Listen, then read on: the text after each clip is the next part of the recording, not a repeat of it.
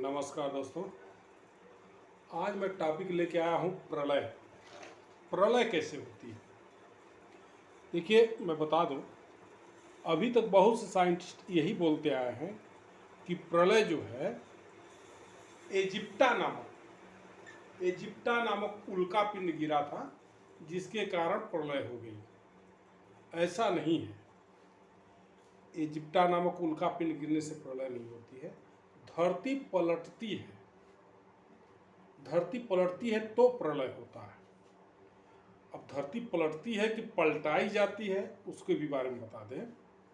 देखिए, दुनिया में जब कोई स्कूल नहीं था, दुनिया में जब कोई स्कूल नहीं था, दुनिया में जब कोई पेपर नहीं था, दुनिया में जब कोई पेन नहीं बनी थी, तो अब ब्राह्मण पीएचडी करता था।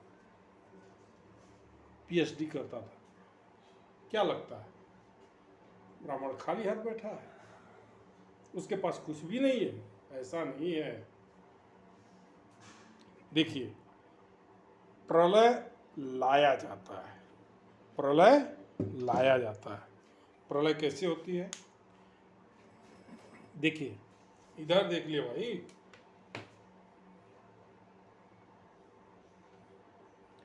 ये जो है, ये धरती है। धरती हमारी ऐसे चलती है। प्रलय जब आती है तो ये ध्रुव जो है नीचे चला जाता है और ये ऊपर आ जाता है। इसी को बोलते हैं प्रलय। धरती यूं ही घूमती रहती है। Everything destroy in second. सब कुछ डिस्ट्रॉय इन सेकेंड, उसी को बोलते हैं प्रलय। प्रलय लाई जाती है, प्रलय आती नहीं है। प्रलय लाई जाती है, लेकिन अभी समय नहीं आया। अभी समय नहीं आया। मैं किसी को डराना, मेरा उद्देश्य किसी को डराने का नहीं है, लेकिन प्रलय देवताओं के कहने पर, देवताओं के इशारे पर, क्योंकि ये इसको किसी देवताओं द्वारा भी नहीं किया जा सकता। इसके लिए ब्रह्मांड की शक्ति चाहिए। अब ब्रह्मांड की शक्ति ब्रह्मदंड में होती है, किसी और अस्त्र में नहीं होती। ईश्वर के कहने पर, देवताओं के कहने पर, क्योंकि ऐसे करने से देवताओं का अपमान होता है, तो ऐसा नहीं किया जा सकता। इसलिए प्रलय जो है लाई जाती है। प्रलय एक समय आता है, उसके बाद उसको प्रलय को लाया जाता है और उसमें धरती पलटती है। कोई उल्का पिंड गिरने से प्रलय नहीं होता है। हमारे जो उत्तरी ध्रुव है, नॉर्थ साउथ ध्रुव है, नॉर्थ ध्रुव है, ये दोनों आपस में इंटरचेंज हो जाते हैं। और धरती जैसे अभी जो है, नॉर्थ तो है ऊपर में है, साउथ नीचे में है, साउथ ऊपर में चला जाएगा, नॉर्थ नीचे चला आएगा।